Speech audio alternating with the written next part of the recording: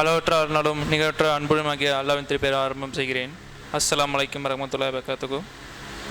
என் பேர் முகமது அர்ஷத், என் பழைய பேர் தினேஷ்குமார். ஸோ இஸ்லாத்தை எட்டு நிரப்பி ஒரு 6 to 7 years ஆகுது. ஸோ இன்றைக்கி நான் ஒரு தலைப்பு என்ன பேச வந்திருக்கோம் என்ன பார்த்தீங்கன்னா, ஏற்றத்தாழ்வு இல்லாத வாழ்க்கை. நம்ம மனிதர்கள் எல்லோரும் பார்த்திங்கன்னா ஏற்றத்தாழ்வு பார்ப்போம். நம்ம ரொம்ப மீடியமான லைஃப்பில் இருப்போம், சில பேர் வசதியாக இருப்பாங்க. ஒரு கட்டத்தை நமக்கே தோணும், ஏன் கடவுள் நமக்கு அந்த ஏற்றத்தாழ்வுலாம் படிச்சிருக்கலாமே. நம்மளே ஒருத்தவங்களுக்கு ஒரு 100 ரூபா கொடுக்குறோம் பார்த்தீங்கன்னா, 2 பேர் வர்றாங்க பார்த்தீங்கன்னா 50 ரூபா 50 ரூபா பிரித்து கொடுப்போம். ஒருத்தருக்கு 70 ரூபா இன்னொரு 30 ரூபா கொடுக்க மாட்டோம். ஆமாங்களையா? நம்ம பார்ஷாலிட்டி பார்க்க மாட்டோம். அப்போ நமக்கே தோறும், மனிதனாக்கே நமக்கே ஏற்றத்தாழ்வு இல்லாமல் நம்ம பார்க்கும்போது இறைவன் ஏன் நமக்கு இப்படி சோதிக்கிறானே. ஸோ இறைவனோட அப்போ இறைவனுக்கு மனமே இல்லையா, இறைவனுக்கோட என்ன சொல்லுது, அவருக்கு மனசே இல்லையா, இது நம்ம சோதிச்சு தான் பார்க்கணுமான்னு சொல்லி நமக்கு தோணும். இந்த ஒரு விஷயம் பார்த்திங்கன்னா ஒரு சின்ன ஒரு ஸ்டோரி ஒன்று சொல்லி ஆரம்பிக்கிறேன். ஸோ ஜான் பீட் கென்னடி சொல்லி ஒரு 1920 ஒரு என்ன பண்ணார் பார்த்திங்கன்னா, ஒரு ரேட் வச்சு ஆரம்பித்தார். நம்ம மனிதனுக்கு நம்ம ஒரு விஷயம் கொண்டு வரதுக்கு முன்னாடி இப்போ இன்ஜெக்ஷனோ ஒரு மருந்தோ கொண்டு வரதுக்கு முன்னாடி ஒரு ரேட்டுக்கோ சம்திங் ஒரு அனிமல்ஸ் போட்டு பார்ப்பாங்க, அது எப்படி இருக்குன்னு சொல்லி நம்ம ஜஸ்ட்டு செக் பண்ணி பார்ப்பாங்க. ஸோ அப்படி பார்க்கும்போது ஒரு ரேட்டுக்கு வந்தோம்னா ஒரு அதுக்கான ஒரு ஸ்பேஸ் ஒன்று ரெடி பண்ணி அந்த ரேட்டுக்கு தேவையான ஃபுட்டு வாட்டரு அது தேவையான எல்லாமே ரெடி பண்ணி கொடுத்துட்டார். அது சந்தோஷமாக இருக்கும், அது கவலை இல்லாமல் நிம்மதியாக இருக்க மாதிரி எல்லாம் பண்ணி கொடுத்துட்டார்.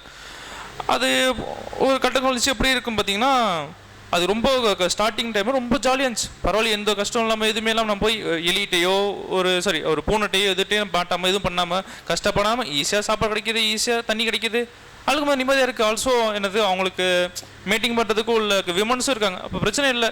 குழந்தைங்க இருக்காங்க, நிறையா இருக்காங்க, எந்த ஒரு பிரச்சனை நிம்மதியாக தூக்கம் நார்மலாக எலி பார்த்தீங்கன்னா நல்லா வளர தான் செய்யும். இப்போ இந்த ஒரு விலையினால அது இன்னும் ரொம்ப சீக்கிரம் வளர ஆரம்பிச்சிச்சு.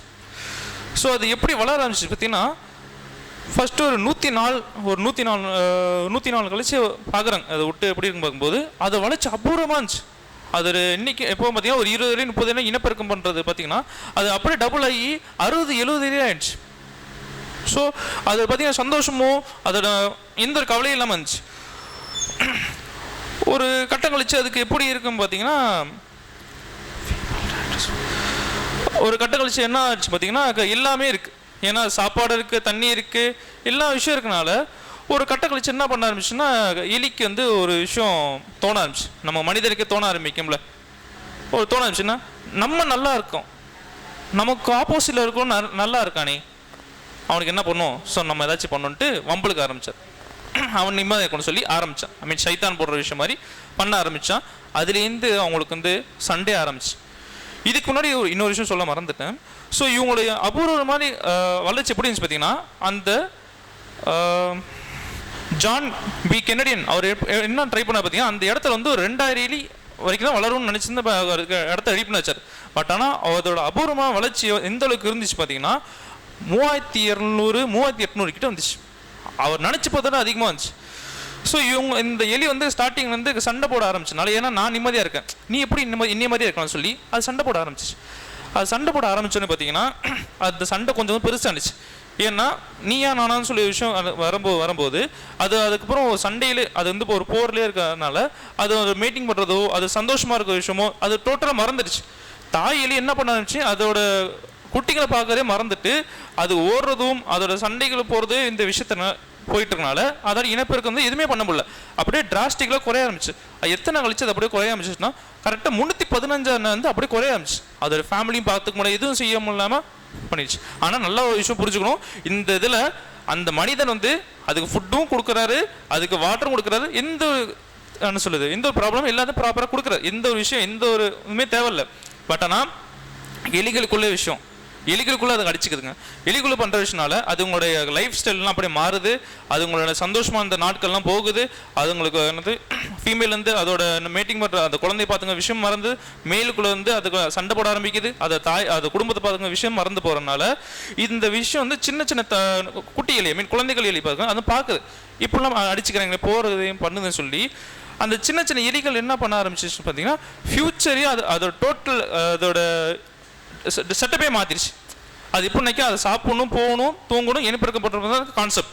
அது அப்படியே டோட்டலாக மாற்றிட்டு அது சாப்பிட்றதே மறந்துடுச்சு, தூங்குறதே மறந்துச்சு, பயத்திலே இருக்கனால அதோட இன்னைக்கு எந்த அளவுக்குன்னா கிட்டத்தட்ட 718வது நாள் அது பார்த்தீங்கன்னா டோட்டலாக ஒரு எலி கூட இல்லாமல் எல்லா எலியும் இறந்து போச்சு. இதோட முக்கியமான விஷயம் என்னன்னு பார்த்தீங்கன்னா நம்முடைய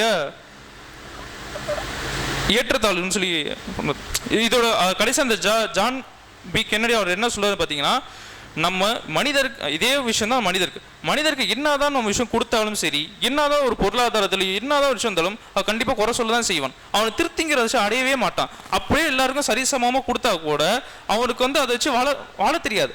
அது அவர் வாழ்ற மட்டும் இல்லாமல் அடுத்தவனை எப்படி கெடுக்கலாம், அடுத்தவனை எப்படி செய்யலாம்னு சொல்லி மட்டும்தான் வருமே தவிர தன்னோட வளர்ச்சிக்கு எந்த விஷயமும் இல்லை. இது இறைவன் முன்னாடி அறிஞர். ஏன்னா நம்ம இறைவன் நம்ம படிக்கிறதுக்கு முன்னாடியே நம்ம எப்படிப்பட்டவன், நம்ம எப்படி யோசிப்போம், நம்ம எப்படி வாழ்வோம் செய்வோம் சொல்லி இறைவன் நல்லாவே நம்ம புரிஞ்சவன் தான். அதெல்லாம் என்ன பண்ணுறது, ஒரு பார்ஷியாலிட்டி கொடுக்குறாரு. ஏன்னா ஒருத்தருக்கு இப்போ எக்ஸாம்பிளுக்கு நம்ம தொழுதோம் செஞ்சோம், ஆனால் இதே சில பேர் பார்த்தீங்கன்னா அவருக்கு சொல்கிற எல்லாருக்கும் சில பேர் அவர் பார்த்தீங்கன்னா தொழுவ முடியாது, அவருக்கு ஒரு சிலப்போ கால் வேலை செய்யாது, சிலப்போ கை இருக்காது. அவங்களாம் பார்க்கும்போது ஏன் இந்த மாதிரி இறைவன் சொல்லி கொடுத்துருக்காங்க நமக்கு ஒரு வேதனை வரும். இதே நமக்கு இறைவன் அல்லாஹ் நமக்கு என்ன ஒரு படிப்பினை கொடுத்துருக்கான்னு பார்த்தீங்கன்னா, இவரே அவர் தொழுவும் போது உனக்கு என்ன நான் கொடுத்துருக்கேன்னு இல்லையா. எக்ஸாம்பிள் இதோட இன்னும் சொல்ல போனாக்கா ரொம்ப இப்போ கரண்ட் லைஃப்பில் உள்ளன்னு பார்த்தீங்கன்னா நம்ம பார்த்துருக்கோம் பாலஸ்தீன் எந்த அளவுக்கு ரொம்ப அடிபட்டு பண்ணிட்டு இருக்கான்னு சொல்லி. ஆனால் இப்போ கூட அவங்க ரம்ஜான் டைத்தில் அவங்க தராவே தொழுகிறாங்க, அவங்க ஃபஜர் தொழுகிறாங்க, அவங்க நோன்பு வைக்கிறாங்க, ஃபாஸ்டிங் இருக்காங்க. அவங்களுக்கு பார்த்தீங்கன்னா ஒன்றுமே கிடையாது. இப்போ நம்ம நிறைய பேர் பார்த்தீங்கன்னா அவங்க ரொம்ப கஷ்டப்படுறாங்க சொல்லி நிறைய பேர் அவங்க உதவி செய்யப்படுறாங்க, சாப்பாடு கொடுக்க போகிறாங்க. சாப்பாடு கொடுக்க போனால் அழுகுறாரு. ஏன்டா அழுகுறீங்கன்னு சொல்லி பார்த்தாக்கா சாப்பாடு எங்களால் கொடுக்க முடியல. இன்னும் நிறைய பேர் அப்படி நிற்கிறாங்க. ஐ மீன் அது எக்ஸ்ட்ரா சாப்பாடு இல்லை, பேசிக் சாப்பாடு எங்களை கொடுக்க முடியல, ஒரு வேலைக்கே கொடுக்க முடியல சொல்லி சாப்பாடு கொடுத்துங்க அழுகுறாங்க, கதறி அடித்து அழுகுறாங்க. இந்த மாதிரி கொடுக்கலையே, ஏன் அப்படி சோதிக்கன்னு சொல்லி. இது எல்லாமே நமக்கு ஒரு படிப்பினை. இது எல்லாம் நமக்கு ஏன் நமக்கு இன்னும் நிறைய வேணும் சொல்லி இன்னும் வேணும், நம்ம லைஃப்பில் இருக்க இது இருந்தால் போதும், இப்போ இந்த காசு இருந்தால் போதும், இந்த வீடு இருந்தால் போதும், இந்த சொத்து இருந்தால் போதுமே சொல்லி நம்ம பார்க்கறோம் தவிர நம்முடைய அல்லாஹ் நமக்கு கொடுத்த ஒரு விஷயம் அல்ஹம்துலில்லாஹ்னு சொல்லி நமக்கு இன்றைக்கி ஒரு வார்த்தை சொல்லியிருக்கோம். அல்லாஹ் எனக்கு நல்லபடியாக ஒரு சுகத்தை கொடுத்துருக்க, ஒரு கை கொடுத்துருக்க, ஒரு காலை கொடுத்துருக்க, இதை வச்சு கொடுத்துருக்கியே அல்ஹம்துலில்லாஹ் சொல்லி இன்றைக்கி நம்ம இருந்ததில்லை. இன்னும் எனக்கு கொடு, இன்னும் எனக்கு பத்தாதுன்னு சொல்லி இறைவன் நம்ம திட்டம் செய்யும் தவிர இன்னும் நம்ம இறைவன் நன்றி சொல்லாமல் நம்ம டெவலப் பண்ணாமல் இருக்கும் தவிர இன்னைக்கு நம்ம அல்ஹம்துலில்லாஹ் சொல்லி ஒரு விஷயம் நம்ம சொல்லிட்டு இறைவனுக்கு போதுண்டா அல்லான்னு சொல்லி நம்ம அவர் நன்றி சொல்லுமோ அன்னைக்கு தான் இறைவன் நமக்கு அவரோட அருளை முழுமையாக கொடுப்பார். ஸோ இந்த ராட்டோட விஷயத்துலையும் இதை நினச்சி இன்றைக்கி அந்த எலிகளுக்குள்ள விஷயம் ப்ராப்பராக இல்லாமல் அது ஒரு ஏற்றத்தாளோடு இருந்துச்சா மட்டும்தான் அது அதோட லைஃப்பை ப்ராப்பராக வாழ்ந்திருக்கும். நல்லா இருக்க எலி நல்லா எலிக்கு சாப்பாடு கொடுத்துருக்கும், அதை பார்த்துக்க செஞ்சுருக்கும், அவங்களோட ஒரு ஹியூமனிட்டியும் அந்த ஒரு பழக்கமும் ஏற்பட்டிருக்கும். என்னைக்கு எல்லாமே கரெக்டாக இருந்துச்சோ அதுங்களுக்குள்ள சண்டைகள் வந்துச்சு, ஈகோகள் வந்துச்சு, அதனோட டோட்டல் லைஃபே மாறினுச்சு.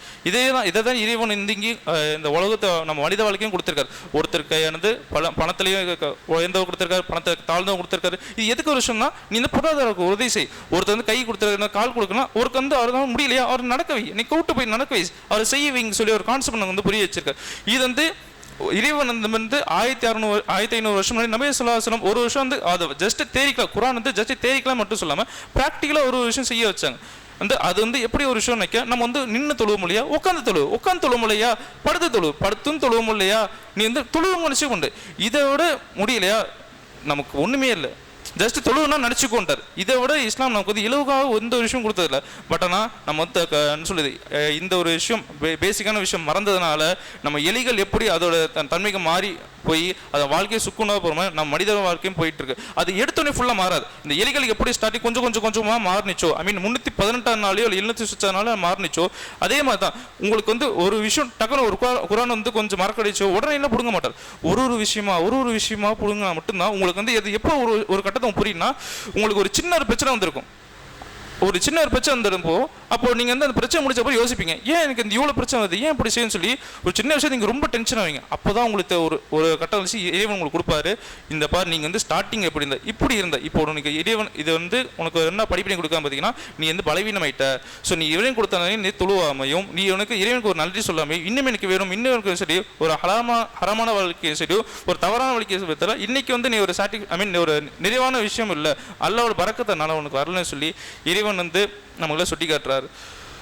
ஸோ இந்த விஷயம் தான் உங்களுடைய நீங்கள் ஷேர் பண்ண நினச்சேன். அஸ்ஸலாமு அலைக்கும் வரஹ்மத்துல்லாஹி வபரகாத்துஹு.